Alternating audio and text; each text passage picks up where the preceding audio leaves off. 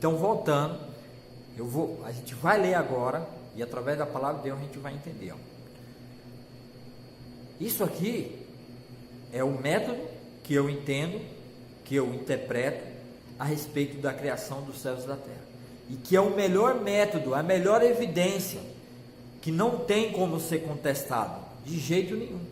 Porque ele transcende a ciência, ele transcende a física, ele transcende todo o conhecimento do raciocínio humano. Tá? Que diz assim, ó, no começo, Deus criou os céus e a terra. A terra era um vazio, sem nenhum ser vivente, e estava coberto por um mar profundo, e a escuridão cobriu o mar, e o Espírito de Deus se movia por cima das águas. No princípio, Deus.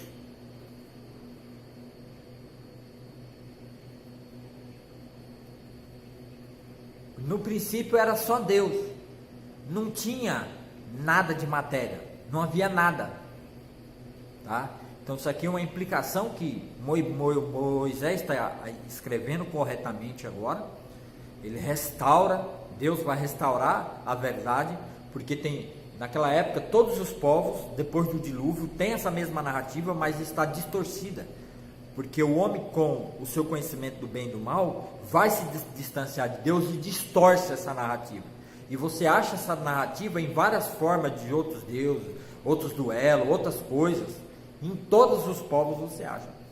Mas agora, através de Moisés, Deus está trazendo a realidade, porque Deus vai restaurar esse conhecimento agora no povo israelita. Por isso que a Bíblia, a Torá, é a fonte dessa verdade. E não existe outra fonte de verdade. No princípio Deus criou. Então no princípio Deus, no princípio era só Deus. Não tinha a nossa matéria, não tinha o nosso universo. Então não tem começo, porque era Deus e ele, pronto, acabou. Deus não tem começo, nem meio, nem fim, porque ele não precisa dar explicação para nós de como ele começou e como ele foi. Ele é e pronto, acabou. Isso é questão de fé. Eu creio que é assim. E toda a evidência da Bíblia e a evidência na própria natureza diz que é assim. No começo criou Deus os céus e a terra. No começo Deus cria os céus e a terra. Como se deu isso?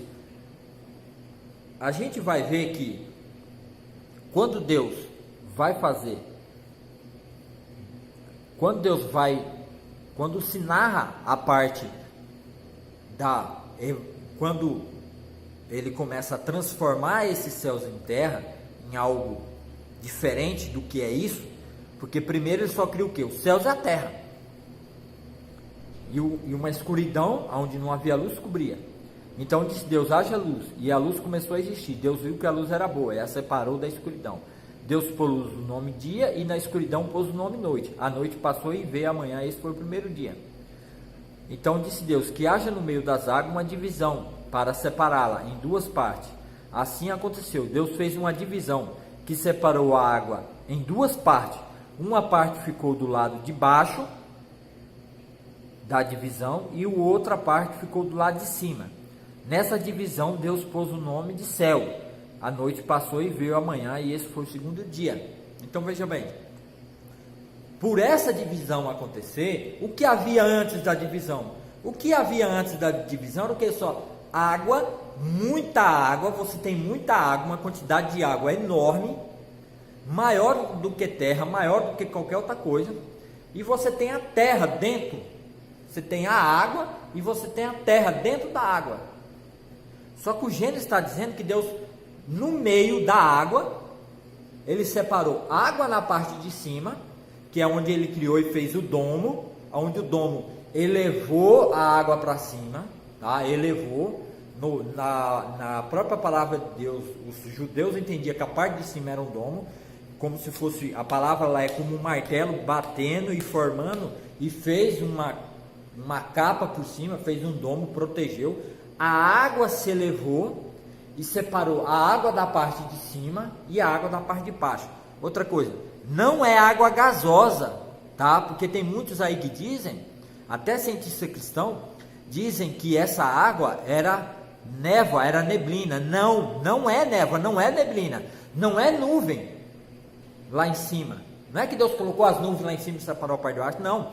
A ideia é o quê? A água líquida, em estado líquido, ele separou na parte de cima e separou na parte de baixo. A parte de baixo é a parte de baixo mesmo que a gente tem como parte de baixo. Não é outro canto, tá? Não é outro canto, é a parte de baixo da terra mesmo. E a parte de cima, Deus separa a água. E depois, aí depois no versículo 9 ele vai dizer assim, que a água que está debaixo do céu se ajunta num só lugar, a fim de que apareça a terra seca. Então, a água que está debaixo do céu, quer dizer, o domo em cima e havia uma água, o domo e a água, e debaixo da água havia terra. Aí Deus fez o quê? A água por cima se ajuntasse, escorresse para um só lugar e aparecesse a porção seca por cima da água, entendeu? A porção seca por cima da água, em cima da água, tá? Porque antes a terra era por baixo, então a água escorreu e veio a porção seca, aqui terra, tá? Pronto, apareceu. Essa é a explicação de Gênesis. Eu quero parar só por aqui porque eu quero fazer algumas conjecturas pensando no seguinte: método de datação que a Bíblia fala. Qual o método aqui? No começo Deus criou os céus e a terra.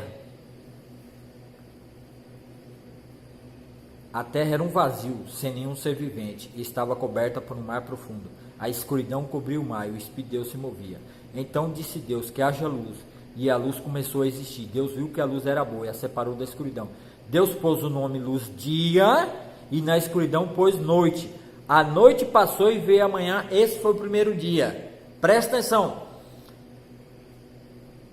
Deus viu que a luz era boa e a separou da escuridão. Deus pôs o nome dia e a escuridão pôs o nome noite. A noite passou e veio a manhã. E esse foi o primeiro dia. Presta atenção. Aqui começa a contagem do tempo, tá? Antes do capítulo 3, não há tempo. Não está correndo tempo, porque o tempo é uma construção que o tempo, até a própria ciência diz, o tempo está ligado à matéria e o espaço e à própria luz no universo. É a partir da construção da luz que vai separar as trevas, a luz chega, faz uma separação e uma se contrapõe à outra. Então aí começa a contagem do tempo no próprio universo. Não existe tempo antes da criação da luz para fazer a separação, porque diz que o primeiro dia aconteceu. Se o primeiro dia aconteceu aqui em Gênesis 3, então isso significa, no Gênesis 4, capítulo 1, capítulo 4, e pôs a luz o nome dia, e a escuridão pôs o nome noite. A noite passou e veio a manhã. Esse foi o primeiro dia. Então daí começa a se contar o tempo. Então isso significa que a terra e o céu criado antes de haver dia e noite não tem contagem de tempo. Aquele universo não está sofrendo a ação do tempo, tá? E se a gente for pensar em matéria de que o pecado trouxe a morte e a destruição e a degradação de toda a natureza, a gente pode até pensar e conjecturar que a ação do tempo só vai passar a fazer efeito, a luz vai começar a causar uma deterioração nos céus e na terra a partir do pecado do ser humano, que isso é provável, isso provavelmente seja mesmo, porque antes não havia ação de deterioração na matéria, a matéria foi feita eterna. É a partir do pecado de Adão e Eva, é a partir da criação dia e noite que se começa a contar o tempo. Tá? O tempo não é contado antes, porque no princípio criou Deus os céus e a terra e pronto. Não tem dia passando, o dia só começa a passar a partir do momento que há luz, e aí começa a se correr o tempo. E ali é que começa o início da contagem do tempo. Então, para mim, a contagem do tempo dos céus e da terra começa nesses capítulos de Gênesis, a partir do momento da criação da luz, que faz separação entre a luz e as trevas. Aí começa a se contar o dia. E a deterioração da matéria começa a partir do pecado de Adão e Eva, porque Deus teve que sujeitar os céus e a terra para que o conhecimento do homem, que ele vai adquirir na terra, vai atingir a própria criação e a própria natureza de Deus. Porque como o homem desejou o conhecimento do bem e do mal, então tudo à volta do homem tem que se deteriorar, tem que se destruir. Por quê? Porque ele vai começar a observar que o mal contaminou e o mal existe em todas as coisas. Então o homem vai adquirir o conhecimento do bem e do mal em tudo. Por isso que a terra e os céus teve que ficar sujeito à própria corrupção, que é isso que Paulo vai falar lá. Porque os céus e a terra aguardam e gemem a restauração dos filhos de Deus. Então, quando o homem for restaurado totalmente, salvo e liberto por Deus, e contra a própria morte, que fala lá em Apocalipse, que o último inimigo do homem a ser destruído será a morte, quando a morte não existe mais, quando toda a maldade for julgada e condenada, e o próprio Satanás e a morte for lançado no lago de fogo, acabou-se a corrupção, acabou-se o conhecimento do bem e do mal. Aí o homem vai ser um ser totalmente imagem e semelhança de Deus, como era antes. Mesmo o homem tendo e sabendo o conhecimento do bem e do mal, mas ele já está livre da corrupção, porque Jesus é o resgatador, é ele que trouxe. Então,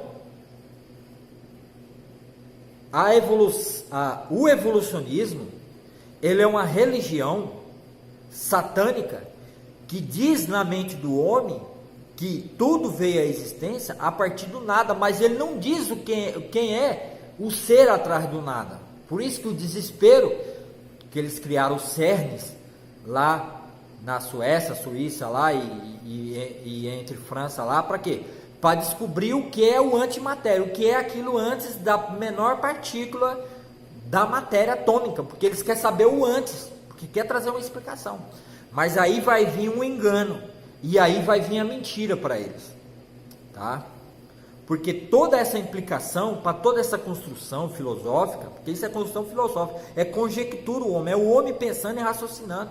Em todo esse conhecimento do bem e do mal que ele tem agarrado em si mesmo, tudo isso é um conhecimento que é proposital, que o homem tem que ter esse conhecimento do bem e do mal, porque esse é o conhecimento que Adão e Eva adquiriu para nós lá, tá? Então é isso mesmo. A ciência evolucionista ateísta, ela ensina isso para poder o quê? Criar uma falsa sensação de ilusão que eles têm o conhecimento da verdade, que é o conhecimento do bem e do mal. E aí eles se satisfazem e ficam satisfeitos com isso, tá? Mas isso é loucura, porque o conhecimento do homem, do bem e do mal, é loucura diante de Deus. E o conhecimento de Deus nos filhos de Deus, que nem esse conhecimento que eu estou trazendo agora, é loucura para os homens, tá? Mas isso aqui só tem os filhos de Deus, ao qual Deus arrancou o homem de dentro desse conhecimento do bem e do mal, e agora com o poder de Deus dele, implícita colocado no espírito do homem através do Espírito de Deus, nos conduz ao conhecimento da verdade, que é esse conhecimento aqui. Então os métodos de datação não tem como datar algo, que nem diz aqui, no princípio criou Deus os céus e a terra. Não tem como você buscar criar máquinas e meios de ver as moléculas, ver as partículas dos materiais criados por Deus, fora do tempo que foi feito para durar, e que através do pecado agora sofre uma ação de deterioração e de desgaste. Não tem como você calcular a idade da Terra e a idade do universo a partir desses elementos, porque esses elementos foi feito no momento para serem duráveis na eternidade que Deus queria, e a partir do momento do pecado eles sofrem uma ação que é a ação do conhecimento do bem e do mal. A própria corrupção foi colocada na própria natureza para ela começar a se corromper, que antes ela não se corrompia, mas a partir do pecado de Eva e Adão, que ele tem que conhecer como é ser um ser maligno e como é todas as coisas à sua volta corrompida pelo conhecimento do bem e do mal. Então tudo à volta do homem tem que se corromper para que ele complete na sua mente o conhecimento do bem e do mal, porque foi isso que Eva desejou, obter esse conhecimento, saber tudo aquilo que está à sua volta, obter esse conhecimento. Só que esse conhecimento, que nem eu já disse, escravizou o homem, e tudo à sua volta está debaixo da corrupção.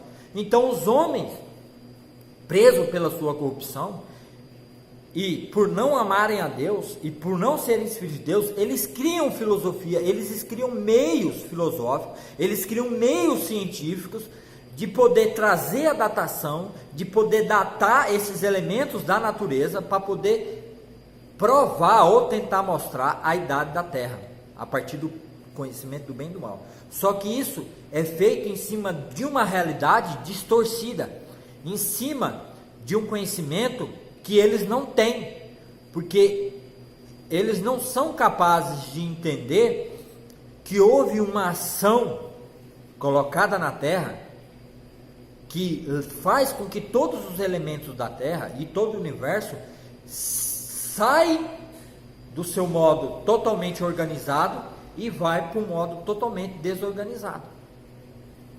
Então, é esse raciocínio, é esse pensamento que eu quero trazer para vocês aqui, tá? A datação correta, o entendimento correto está em Gênesis 1, tá? Não está na filosofia do próprio ser humano, tá? Então eu quero que você pense nisso, tá bom? Coloque o seu coração e se dedique a isso, o conhecimento verdadeiro de Deus, tá? Um abraço, dê o seu joinha, deixa um comentário, tá? Que é muito importante para mim, deixa o seu like aí, se quiser se inscrever no meu canal, se inscreva. Um abraço, até mais.